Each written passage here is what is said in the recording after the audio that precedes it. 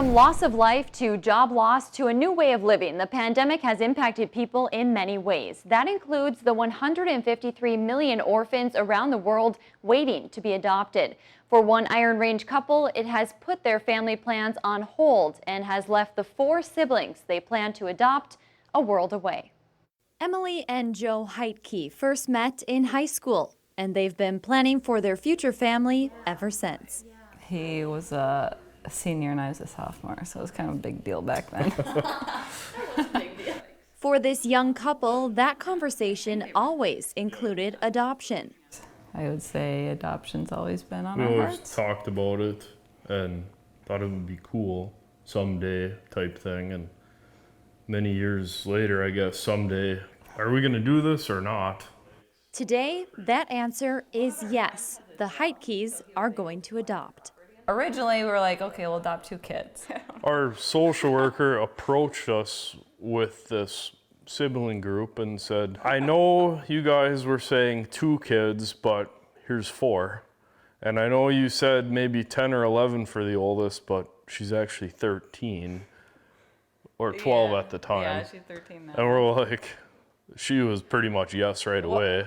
That's when their journey to starting a family began. We started the adoption process in June of 2019, and then we filed commitment paperwork, I believe, in August. Yeah, so almost exactly a year now. The children live in Bulgaria and speak Bulgarian, so the Heitkes have been getting to know them through letters and video chats while the process is underway. Then in February of this year, they were given word to pack their bags and prepare to meet the kids.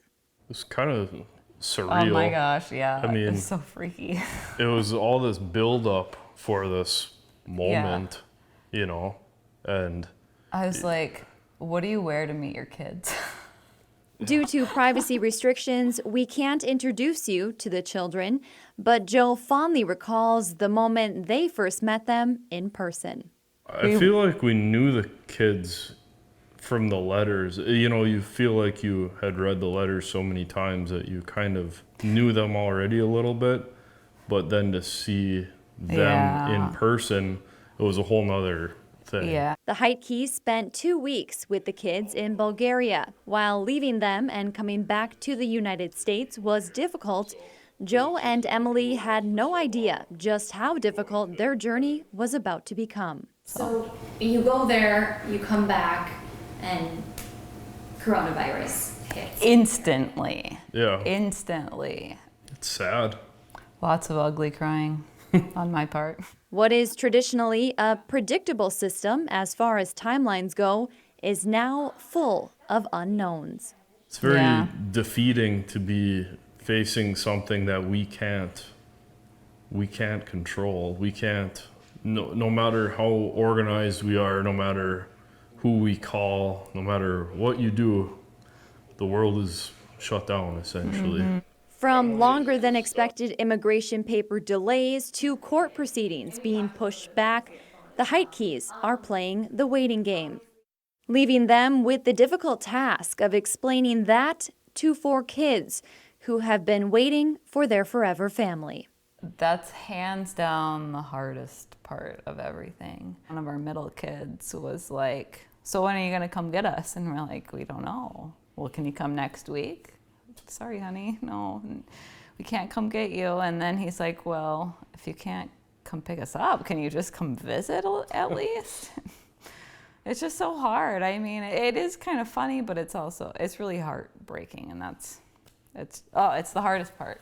Is telling them no, that we can't come get them. For now, Joe, Emily, and their 4 kids are leaning on hope. When we first see each other, we were planning it, and we're like, do you think he'll cry? Are you gonna cry? That soon, they'll be together. We talked about what kind of hug we're gonna have when we're all back together, so a big hikey hug of 6 people. That in itself is gonna be really rewarding.